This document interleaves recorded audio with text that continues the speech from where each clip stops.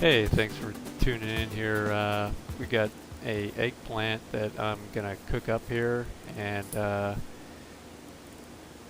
a little bit of a bruise action. So I'm clean it up here and take a look and see what we can do with it. What I want to do is cut it in half and then take one part with the skin and the other part without the skin. And I'm using a Cutco serrated style uh, knife here, and cut both ends off. And then what I'm going to do is cut it in half, and then take off the bruised end and keep the good end with the skin on it. Luckily, this one looks like it has, the seeds aren't too big in it. Sometimes these get some really big seeds in there and kind of take away from the whole eggplant experience. But I'm just going to cut it up in this geometric shape here. Take these things off of here, or sides of the skin that's kind of got some issues. Take this other one, and this is the side I'm going to keep, and I'm trying to keep them like 1/4 inch to 1/2 inch at the very most, and that's what I want. I want to have 1/2 with the skin and one without. And anyway, this is on a cutting board that's a thin plastic, so I'm not cutting on the countertop there. And anyway, we'll get them into hopefully decent shapes and get them in the fryer.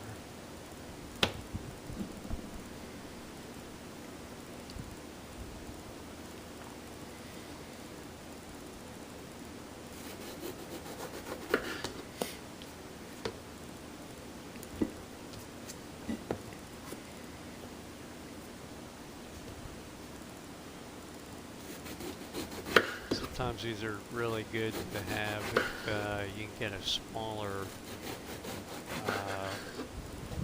piece, or skinnier ones. But this one's pretty good size one. I don't like to get them too much bigger than this. They start to get a little bitter, and especially around the skins.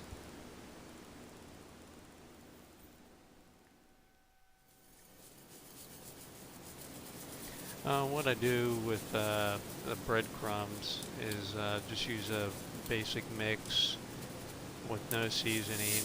I add my own seasoning, and with this particular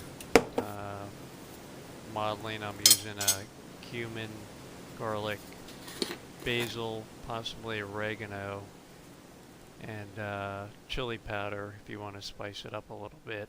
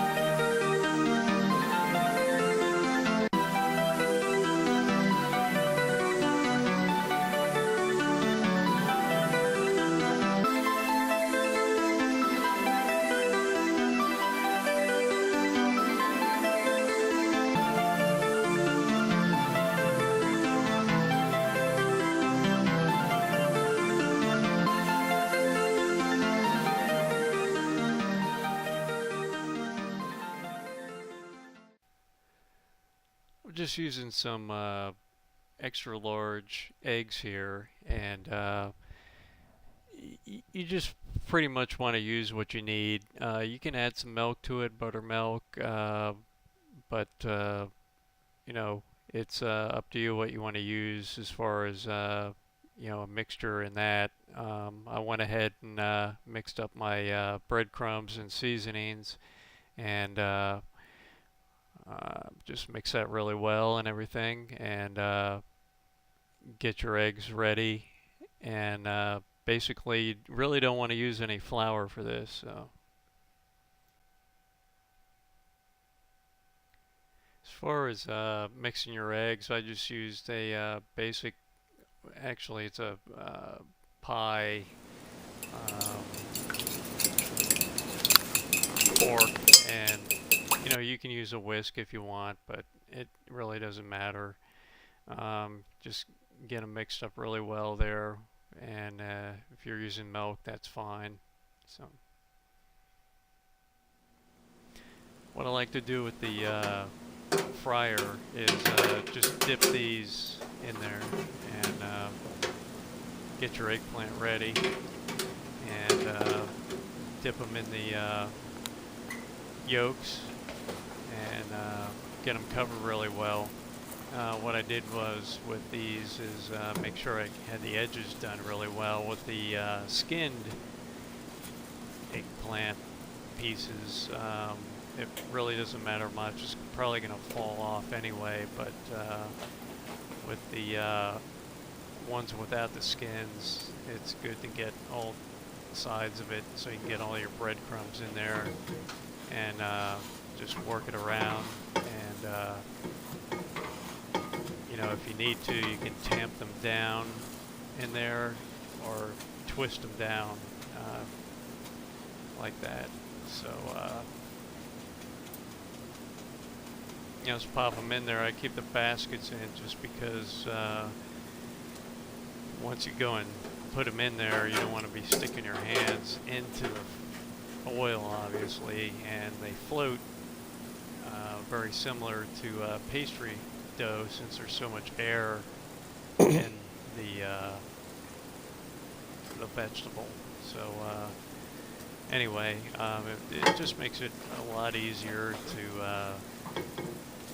take them out and put them back in to utilize as baskets, and to dip those baskets in before you put your vegetables in there, whether it be eggplant or something else. It's just going to be a lot safer, and you won't get burned. Obviously, it's hot, and I put that on a medium setting. I didn't go full blast on the setting like some other things like you want to do for meats. So you just want to get a kind of a medium boil going on there, medium heat, nothing too crazy, and just work your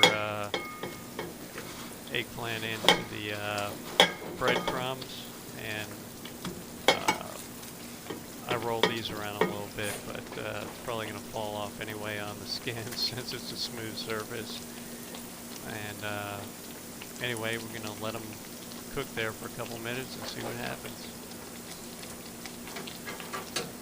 Probably about 5 minutes or so tops on these, you know, a couple minutes each side, flip them over. And I'm just going to go ahead and flip them over here about a minute and a half or so into the boil. And they're starting to turn a little bit. You know, you just want to be gentle with the your tongs there, and not to knock off any of the breadcrumbs and things like that. It's kind of unavoidable, but you know, they float around quite a bit, so you can turn them easily.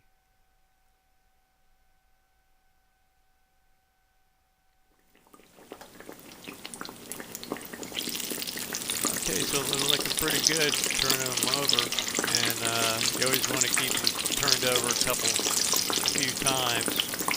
Looking pretty golden brown, and getting really close to being done here. These make a really good side dish, or just a snack if you're hungry. And I was really happy with the results.